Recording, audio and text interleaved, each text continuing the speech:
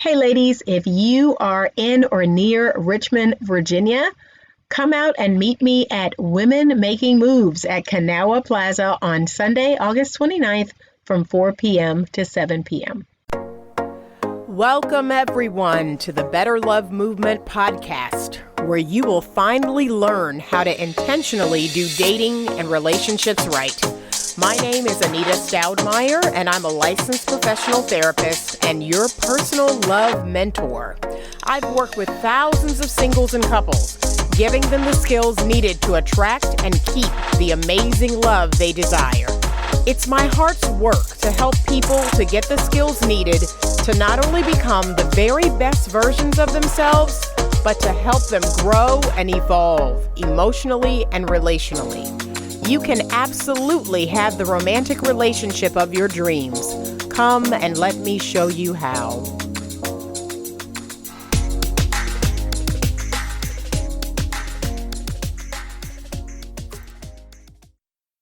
Hello, ladies. It is Anita Stoudmire, your resident podcast host, and I am back again with another episode of the Better Love Movement podcast. So this week, I decided to do something a little different. I get a lot of questions, a lot of DMs in my Instagram. Every now and again, I'll get a messenger question, but I also get a lot of email questions in my email, and I decided that this week I would answer one of the emails that I received. And I'm going to keep it completely anonymous. So this week's episode of the podcast, we are in episode number 129, and it is entitled, Help, Why Won't He Let Me Go? So this is a message that I received in the past week, and it is a common message that I receive from a lot of women. It's something that I've even experienced myself. This idea of, him not really letting go. So we're going to talk a little bit today about why that is. Why do men do this? They break up with you and they come back, or you have to let them go for whatever reason and they keep coming back. We're going to talk a little bit more about this. So I am going to read today's question, today's email, and give you some insight into it. Okay? So it reads, Hi, Anita. I am a 28-year-old single woman, never married and no kids. I am ready to settle down and get married and have a family. So I have been very intentional about dating and not making the mistakes I made in my early 20s. I had been seeing a guy for about a year when he revealed to me that he didn't think he would ever get married. He was a few years older than me and has never been married but has a child with an old girlfriend. I told him that this wouldn't work for me and broke it off. There was no point in continuing to date him when he doesn't want to get married. He called and texted me and then came by my apartment saying that we were so good together and why would I let such a good man go? He keeps pleading his case with me, even now that it has been months since we broke up. The first time he begged me to come back and stated that he might change his mind because I would be an amazing wife. I allowed him to show me that he had changed, but after a few months, it was more of the same. He didn't want to get serious and just continued to enjoy hanging out and doing things together. I then cut him off and went no contact for a few months. He had stopped calling and texting, and I thought he went on, but then I went out with my girlfriends one night and saw him out, and he came over to where we were and was at it again, trying to get me to go out with him again. I told him once again that we were not compatible and that we wanted different things for our future. I wanted to settle down and get married and have a family, and clearly he did not. He just continues to talk about how good we are for each other and that good relationships are hard to come by. This back and forth has gone on for almost 2 years now. I just don't understand why he won't let me go. Why do men do this? They don't want to give you what you want, but they continue to come back. It's crazy. Please explain to me why they are like this. Thank you. Okay, so, oh boy.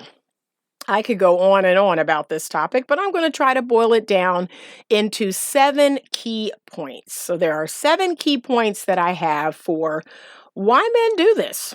Why do they do this back and forth, And again, I think I've only had one ex in my entire life who has never come back, but pretty much all the rest of them have. All the rest of them at some point in time or another have come back. They have looked me up. They have reached out. They have, attempted to kind of rekindle or reconnect. And this is something that men tend to do. So here are 7 reasons why. Number 1, so men come back a lot of times because of ego, okay? So they are looking for a validation. They're looking for this validation that they can still pull you back in. They still have access to you. You will still give them the time of day. It makes a man's ego feel amazing when he reaches out to an ex, and let me be honest with you, especially an ex that he let go. Like if he let go of you, if he dumped you and he comes back around, that is like such an ego boost. Just knowing that, he put you down, but then he can come back around and you will still entertain him. So it's a huge ego boost when men do this. And it's validation. Men love female validation. So they will, text, call, they will reach out in some way. They will heart your posts on social media, or they'll comment on your posts on social media. And the whole idea is to get you to respond, to get you to validate that they're there. Like, here I am, look at me, see me, see me. And then when you say something to them, they feel seen. And honestly, for a lot of men, that's all they need. They don't even want anything substantial. They just want you to validate them, to acknowledge them, and to say, yes, I see you. There you are. So, nope, we do not feed men's egos here. So I would give you the same advice, which is nope, do not even think about responding. Okay. Number 2, a lot of men want to see if you will accept less than what you want. So this is the idea of you set the price for yourself, right? You set the price for what you want, what you need, and you say, look, this is what it costs. It's going to cost this, and I never go on sale. This is what the price is, and either you can pay it or you can't. And so they continue to come back around because they want to see if you've gone on sale. Have you gone on sale yet? Will you take less than what you originally said? Have you gotten desperate enough that you will take them back and you will accept less than what it is you said you wanted? That's a lot of reason why men are doing this. So, I never go on sale. The price is the price. It is what it is. And remember my analogy, which is I am the Rolls Royce. There is no sale. There is no discount. There is no markdown. When you come into the showroom, you know what you're getting. You come there to buy a Rolls Royce, and either you have the money to buy it or you don't. So there's no need to keep coming to the dealership to visit the Rolls Royce if you don't have the money to buy one. Like, don't bother coming back. Okay? Number 3, they don't want you to go on to someone else. They want to keep you stuck. They want to continue to keep your mind on them. What are they doing? Why is this happening?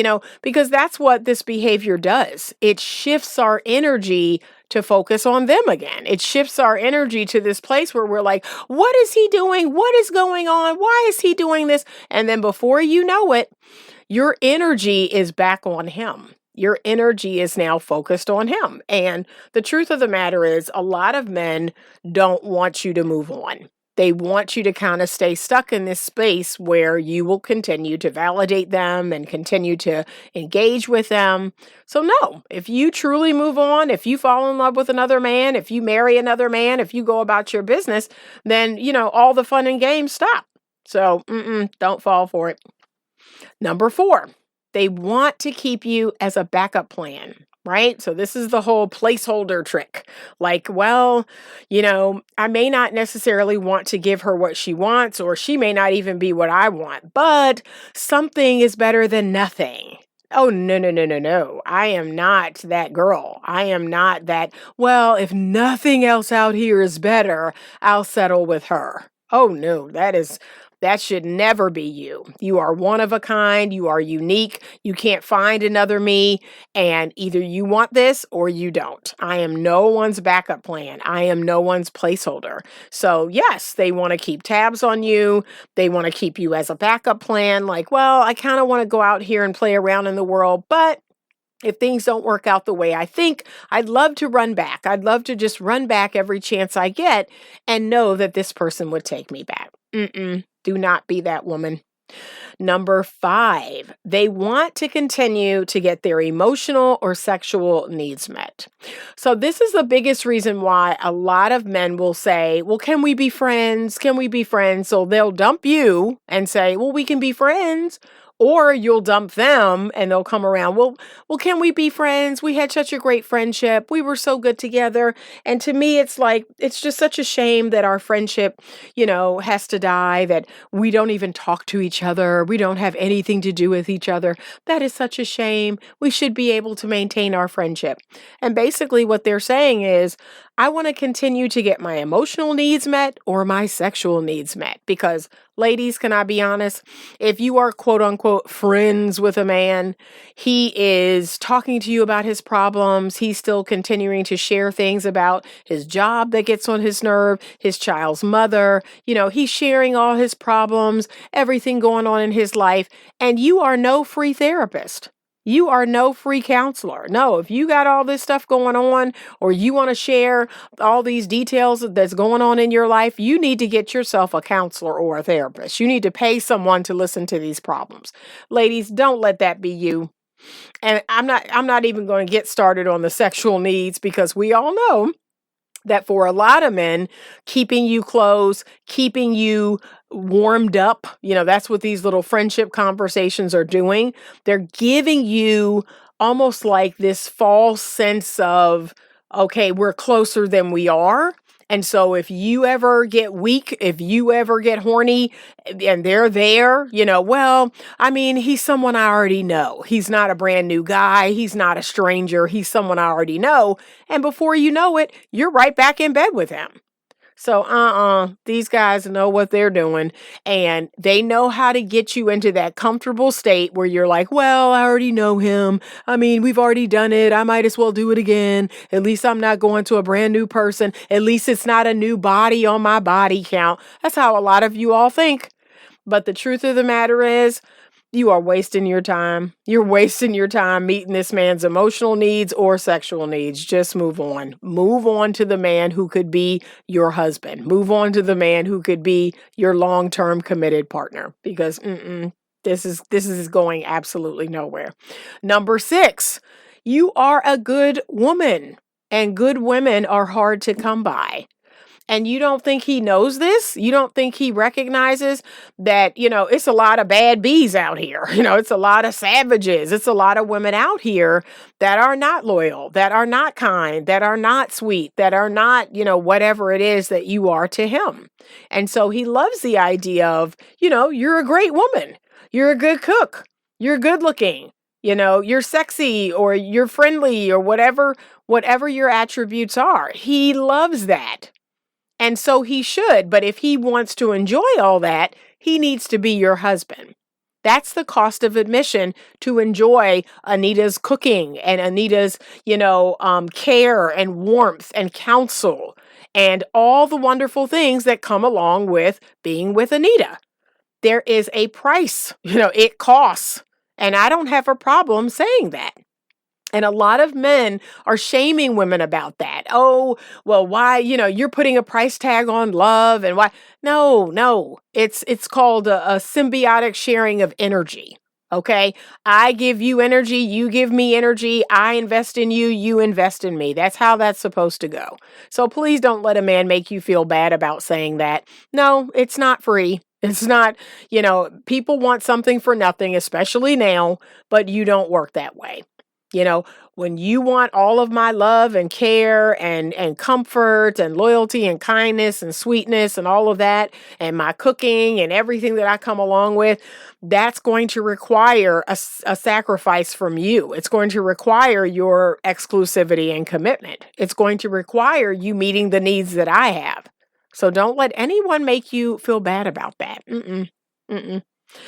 And number 7, and I have to say it, ladies, but it's because he can. It's because he can come back. And you keep letting him come back. You keep entertaining him. You keep taking his call. You keep returning his text. A man is only going to do what you allow. And even some of my exes who would reach out periodically, when they got no response over a period of 3 months, 6 months, 9 months, 12 months, they did eventually go about their business because they were like, you know what, she's not there anymore. She's not in the space that she was in when we dated, and she's just not there anymore. It's like going to a house that someone lived in and knocking on the door and it's empty. That's what that should be like for you. A man should be showing up at the place where you lived previously, and it's empty. He's knocking and no one's answering. That's the treatment that he should get. You should not allow him to keep coming back. You should not keep entertaining his calls or his texts. And for some of you, it may come to blocking him. It may come to blocking him on social media, blocking him everywhere he can be blocked. And unless he physically shows up at your place, and even then, I have told some of my clients where a man has shown up or written a letter, put a letter in her mailbox, I still ignore it. And I ignore his knocking. I don't live here anymore. I'm not in the space I was in when I dated you previously. So, we have to be, firm and sweet. We can be sweet with a man, but firm. We can be calm, assertive when we're making our intentions known that I'm just not in that place anymore. And no, you cannot continue to play with my emotions like that. And please don't let a man do that. But that's what a lot of this is. They're doing it because they can. They're doing it because if they text or they call, they know your curiosity is going, well, what does he want? And why is he calling? And this, and then before you know it, you're returning the call, or you're picking up the call, or you're texting him back. I just don't understand why women entertain an ex, especially a no good ex. Like, I'm sorry, he's not even worth me responding with hi. Like I'm just not. He gets absolutely nothing. And again, even him saying, "Hey, how are you?" and you responding with "I am fine." You've just validated this man. This man was counting on you responding to that simple text, and you did. So no, we have to get clear that when we're done, we're done. It costs what it costs, right? So you cost a certain amount, and either he can afford that or he can't. And if he keeps coming back and he keeps saying, well, I know it costs $10, but I have $9. Or I know it costs $15, but I have $14.98. If he does not have $15, you're done. Okay? You have to be firm about this. And this is the idea of you're getting what you want. You're getting what you want in this situation. And either he wants to give you what you want or he doesn't.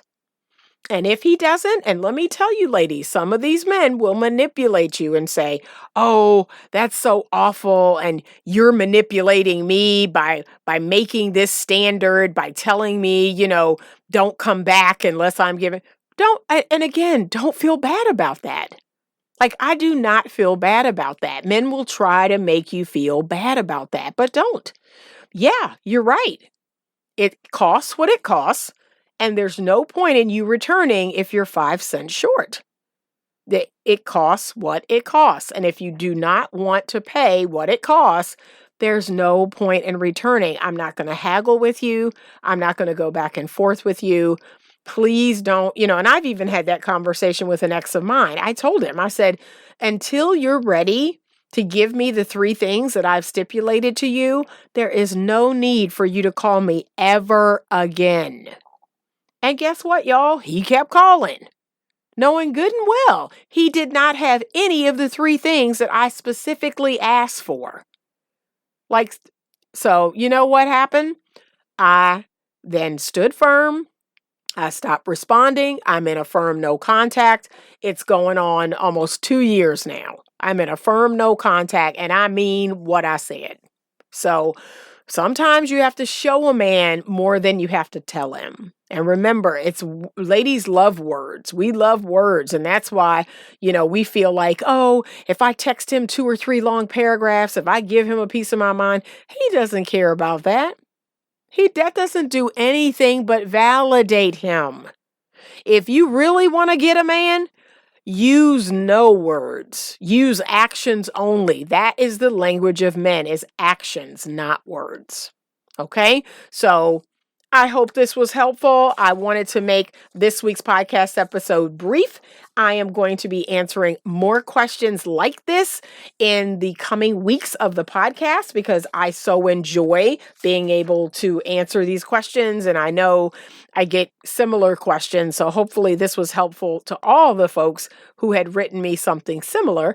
I hope this was helpful. If you have a question that you'd like to ask me and have me answer it on the podcast, feel free to send it to me via email at info@betterlovemovement.com. You may also send me a DM through Instagram. Please follow me on Instagram. We have so much fun over on Instagram. I do an Instagram live once a week.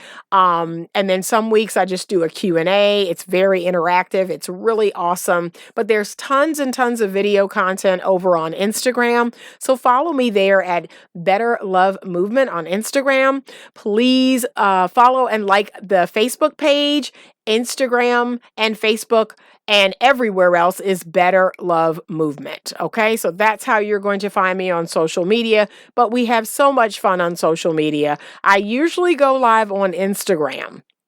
I had someone ask me if I was going to start going live on Facebook, and perhaps I will if I can figure out how to go live, on Instagram and Facebook at the same time, maybe using StreamYard. I'm going to start tinkering around with that. So maybe I will. Maybe I'll get a whole new audience over on Facebook if I go live sometime. So we shall see. Please check out my website, www.betterlovemovement.com, where you can find out all about working with me, doing one-on-one coaching. We're going to have group coaching coming up in the fall for those who want an affordable option to get help with their dating and relationship life. And please check out the brand new book, Choose Well, A Simple Formula to Determine the Best Man for You. It is out right now on Amazon. Thank you so much, ladies, for joining me this week. And as always, stay open to love.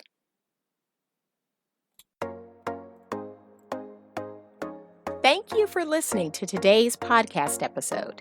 If you are enjoying this podcast, please leave me a 5-star rating and review. Your ratings and reviews help me to continue to bring you more great content. Head on over to YouTube and check out the Better Love Movement channel. There's more video content there, and you can subscribe to be notified when a new video is posted. If you have a question that you would like to have answered on the podcast or in a YouTube video, please send it to me at info@betterlovemovement.com. You can also connect with me directly on the Magnify app to have your dating and relationship questions answered. That's MAGNIFI, and it's available on iOS and Android. You get your first 5 minutes for free. So give me a call and let's chat.